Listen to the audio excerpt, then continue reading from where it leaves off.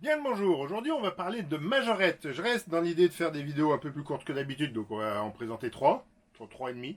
Mais j'avais dit dans ma vidéo précédente que, où j'expliquais pourquoi j'aimais bien les brocantes, le fait de pouvoir y découvrir des choses qu'on ne cherchait pas. C'est le principe de la sérendipité. Par exemple, si vous cherchez un mot, la définition d'un mot, vous allez chercher sur Internet. Internet va vous donner la définition de ce mot que vous cherchez. Peut-être que c'est même pas la meilleure définition qu'il va vous donner. Et il va vous proposer éventuellement d'autres mots qui ressemblent ou qui sont associés. Alors que si vous cherchez le même mot dans le dictionnaire, vous allez tomber par hasard sur d'autres mots que vous ne cherchez pas et vous allez découvrir. Voilà, la sérendipité, c'est ça, c'est découvrir ce qu'on ne cherchait pas. En plus de voir plein de vieilleries un peu abandonnées et souvent des choses très belles ou un peu rigolotes à voir. Pour pas dire rococo.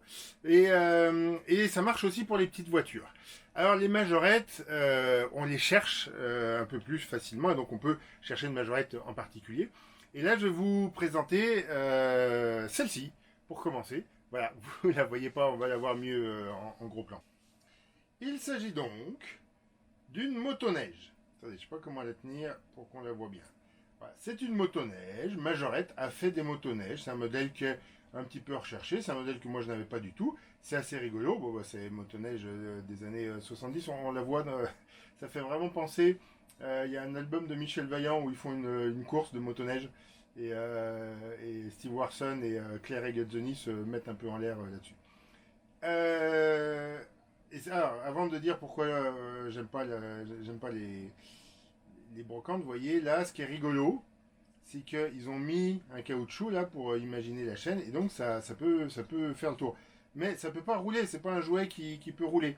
Voilà, la même chose chez Hot Wheels maintenant, ils auraient fait une chaîne moulée dans le châssis, puis on aurait eu des petites roues là au bout, peut-être des petites roues là, et puis les skis n'auraient pas touché, ou peut-être à l'intérieur des skis il y aurait eu des petites roulettes, et donc on aurait pu le faire rouler. Donc voilà, une idée comme ça que je donne à Majorette s'ils veulent refaire des motoneiges, même si c'est peut-être pas très à la mode. Et donc vous voyez, celle-là je l'ai eu pour. Alors, le prix affiché c'était 10 euros, je n'ai pas acheté que elle. Donc j'ai pas payé 10 euros au final parce que j'ai eu un prix sur le lot que j'ai acheté, mais voilà.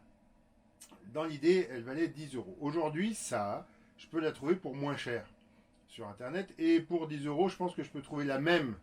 Elle n'est pas en parfait état, hein, vous voyez, enfin, je sais pas si vous voyez bien un petit peu des petits éclats, on appelle ça état de jeu. La peinture n'est pas parfaite, elle n'est pas dans sa boîte, etc., etc., etc. Et normalement, elle est livrée avec un petit traîneau, enfin, un petit traîneau, une sorte de petite luge. Là, la luge, je l'ai pas. Elle n'était pas avec. Et j'aimerais bien l'avoir. Et en fait, ce prix-là, pour une dizaine d'euros, je peux trouver la même chose sur Internet. Alors, bon, bah là, c'est l'occasion qui fait que je l'ai acheté, mais j'ai trouvé que c'était un petit peu cher. Et c'est ça que je regrette dans les brocantes, c'est que des fois, c'est un peu cher. Alors attention, attention, attention, attention.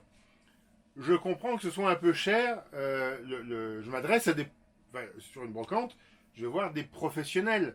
Je vais voir des gens qui payent des taxes toute l'année, qui vendent ou qui ne vendent pas.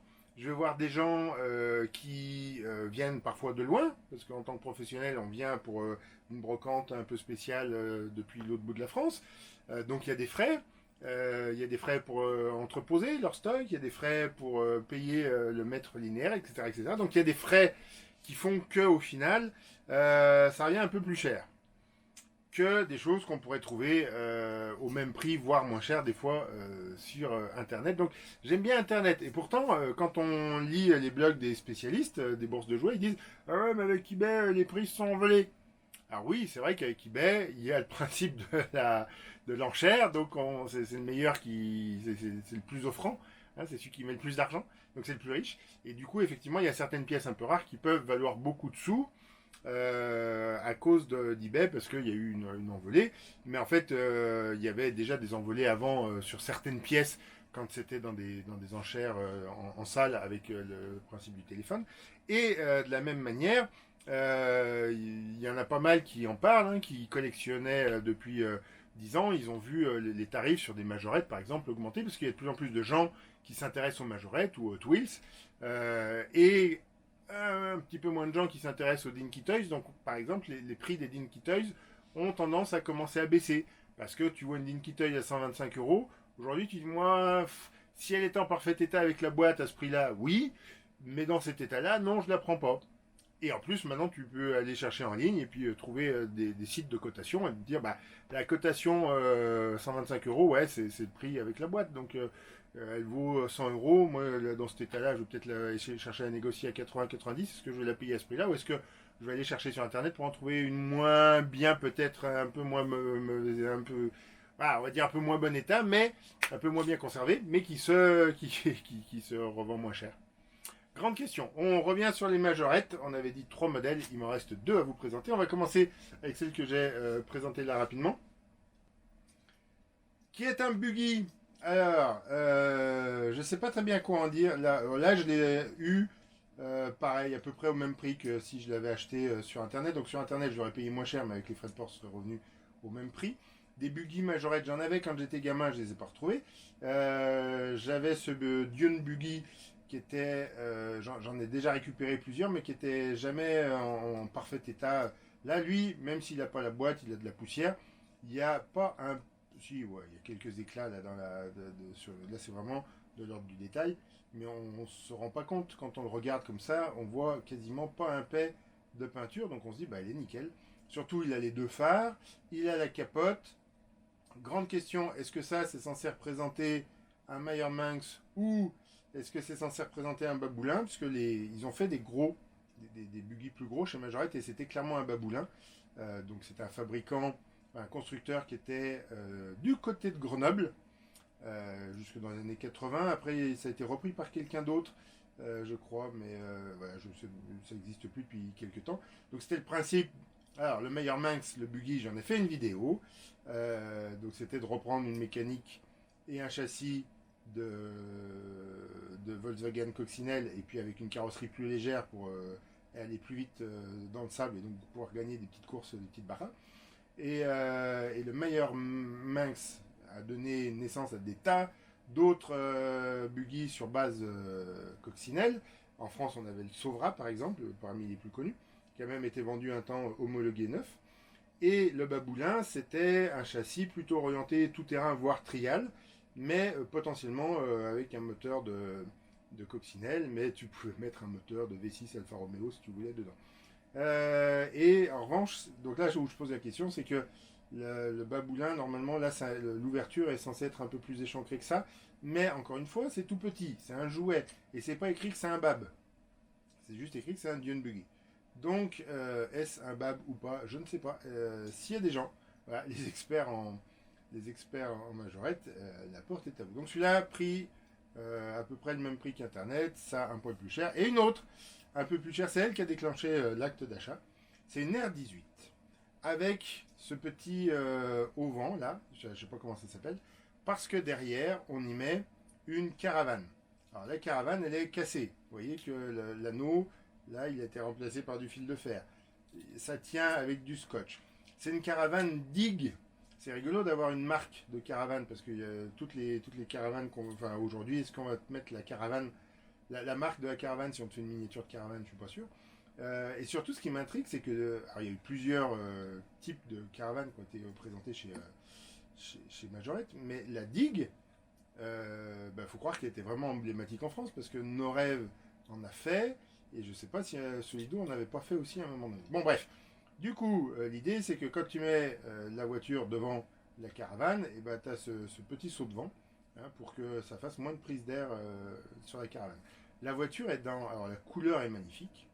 La voiture est dans un état... alors, pareil, c'est un état de jeu. Il y a quelques éclats de peinture, mais très très peu. Donc, elle est vraiment chouette. Et j'avoue que c'est la couleur qui m'a fait flasher. Le fait qu'il y ait ce saut de vent... Je ne l'avais pas en saut de vent. Je l'avais quand j'étais petit en taxi. Et je sais que j'ai perdu. Je ne sais pas comment ça s'appelle, là, ce qui vient se mettre sur le toit là, pour dire que c'est un taxi. Mais j'ai même perdu la voiture au final. Je ne sais pas où elle est passée. Donc là, je suis très content d'avoir retrouvé celle-ci avec cet équipement. Parce que du coup, je ne l'avais pas. Et puis bah voilà, qu'est-ce que vous voulez que je dise d'autre? Je suis content, je suis content. Celle-là, encore une fois, je l'ai payée. Alors, sur eBay, on va la trouver peut-être au prix auquel je l'ai payée. Avec les frais de port. Mais du coup, c'est pareil. Si au vendeur, je lui en achète plusieurs des voitures, en fait, je vais avoir des frais de port qui vont être de 5 euros pour 5 voitures. au lieu de 5 euros pour une voiture, donc ça vaudra le coup. Donc voilà, la question est posée, est-ce que vous préférez aller sur une brocante ou est-ce que vous préférez aller sur eBay? Sur eBay, c'est plus facile de trouver des choses qu'on cherche. Sur la brocante, c'est plus facile de trouver des choses qu'on ne cherchait pas. Donc, quelle est votre préférence? Moi, j'aime bien les deux. Je fais les deux. Et c'est vrai que quand j'ai une demande vraiment précise, je vais quand même regarder sur eBay plutôt que d'espérer la trouver en brocante. Mais c'est pareil, en fait, sur la brocante, comme je disais, c'est cher. Donc, il faut avoir un peu une idée des tarifs. Et ça m'arrive des fois sur les rassemblements de voir ce que quelqu'un propose, de me dire oh, ce modèle-là, il me plaît. Je reviendrai, je fais le tour et puis en fait, je fais une recherche vite fait, voir combien ça coûterait sur eBay. Et si c'est à peu près le même tarif et que c'était en vraiment bon état, bah, je vais l'acheter sur place. Et puis si je vois que pour 5 ou 10 euros de moins, je peux en avoir une à peu près dans le même état sur eBay, bah, je vais la commander sur eBay. C'est pas bien, hein, je sais, c'est pas bien. Mais voilà, c'est comme ça. Allez, mettez des pouces en l'air, partagez, commentez évidemment si vous savez si le Dune Buggy est un Bab ou un Minx, si vous avez la R18. Et je suis pas sûr que ce soit cette caravane-là qu'elle est derrière la R18 au départ. Donc là, c'est les spécialistes de Majorette qui me répondront. Et puis si vous avez le skidoo, la motoneige, et si vous avez le petit Lujon qui va derrière. Et puis abonnez-vous et puis on se revoit dans une prochaine vidéo.